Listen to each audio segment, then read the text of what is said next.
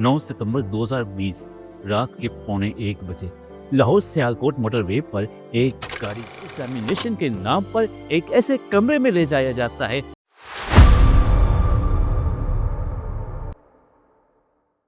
गुज़िश्ता चंद दिनों में पाकिस्तान की स्क्रीनों पर एक ऐसा ड्रामा छाया हुआ है जिसे मुल्क के 2 करोड़ से ज्यादा लोगों ने देखा। नाम है केस नंबर 9।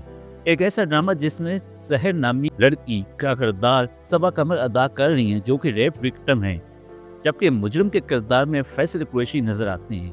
लेकिन ये कहानी सिर्फ ड्रामा नहीं, इसके पीछे एक ऐसी तारीख है जो पाकिस्तान की इज्तिमाई ज़मीन पर आज तक एक जख्म की तरह जुड़ी हुई है। 9 सितंबर 2020 रात के 12:45 लाहौर सियालकोट मोटरवे पर एक गाड़ी दाखिल होती है। उस गाड़ी में एक माँ अपने 2 छोटे बच्चों के साथ गुजरांवाला जा रही होती है। आधे रास्ते में गाड़ी का पेट्रोल खत्म हो जाता है। वो मोटरवे पुलिस को कॉल करती है, लेकिन जवाब मिलता है ये सड़क अभी हमें हैंडओवर नहीं हुई, हम 90 किलोमीटर दूर से यहाँ नहीं पहुँच सकते। मायूसी की हालत में वो अपने रिश्तेदारों से मदद मांगती है। वो यकीन दिलाते हैं कि वो फ्यूल लेकर फौरन पहुंचते हैं, मगर अगले 45 मिनट में उस औरत के साथ क्या होता है उस पे बतौर माशरा हम सब शर्मिंदा हैं। 2 परिंदा सिर्फ इंसान उसकी गाड़ी के शीशे तोड़ते हैं और फिर वो सब होता है जो इंसानियत के मुकाबले में हैवानियत की जीत कहलाता है। जब रिश्तेदार वहाँ पहुँचते हैं, औरत जख्मी हालत में और उसके बच्चे खौफ के मारे चीख रहे होते हैं। अगले दिन साहिब इख्तियार का बयान आता है, वो रात के उस पैर वहां गई क्यों, उसने महफूज रास्ता क्यों नहीं इस्तेमाल किया। और फिर पूरे मुल्क में, पूरे सोशल मीडिया में आग भड़क उठती है और ये मामला और ये केस पब्लिक केस बन जाता है।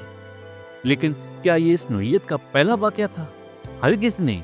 2018 ज़ैनब 7 साला मासूम बच्ची, 2020 नूर मुकद्दम केस 27 साला लड़की, 2024 5339 केसेस रिपोर्ट हुए, लेकिन सजा कितनों को मिली? सिर्फ 0.5% केसेस में सजा हुई।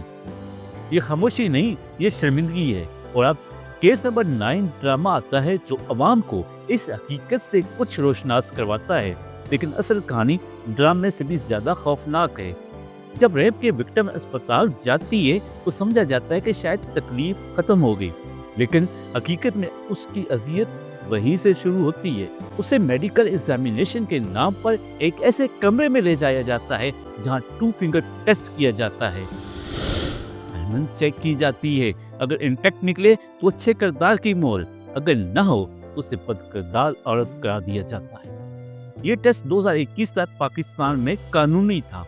एक ऐसा टेस्ट जो साइंसी तौर पर बेईमानी, तिबी तौर पर तशद्दुद और नफ्सियाती तौर पर बर्बाद करने वाला।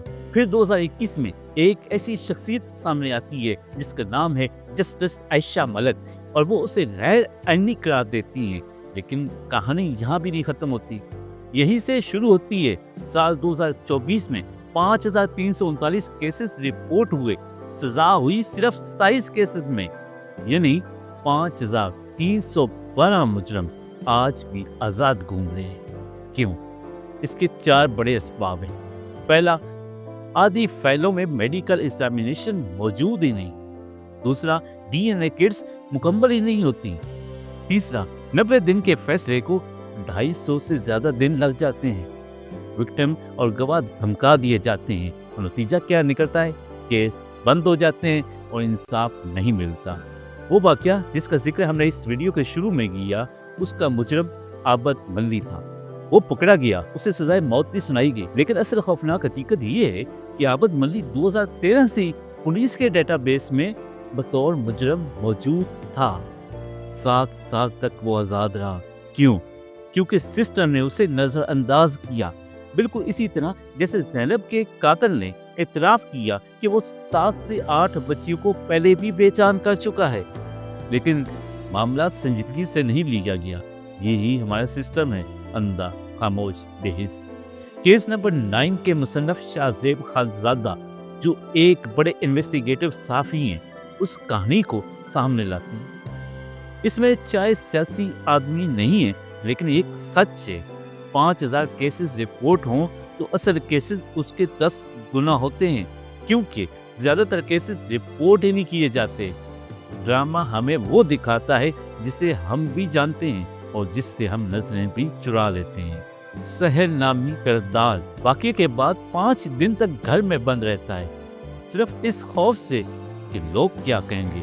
یہ وہ معاشرتی قید ہے جس نے ہزاروں لڑکیوں کی آواز ہمیشہ کے لیے خاموش کر دی۔ ڈرامے کے ذریعے لوگوں کو پتہ چلا کہ ریپ کیسے ہوتا ہے، عدالت میں کیا ہوتا ہے، کیسے کیس کمزور پڑتا ہے، کیسے سوشل میڈیا پریشر بنتا ہے۔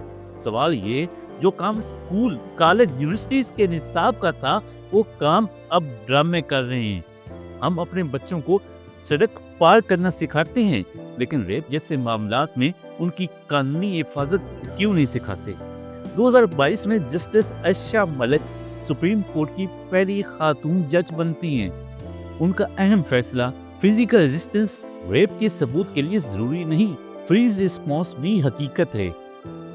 ہر صدمہ جھیلنے والا انسان 3 میں سے ایک رد عمل دیتا ہے، فائٹ، فلائٹ، فریز، لیکن ہماری عدالتیں صرف 2 مانتی ہیں۔ تیسرا فریز وہ سمجھ ہی نہیں سکی، اس لیے ریپ کے سینکڑوں کیسز ختم کر دیے گئے۔ اس کے بعد انہوں نے 2 فنگر ٹیسٹ بھی ختم کیا۔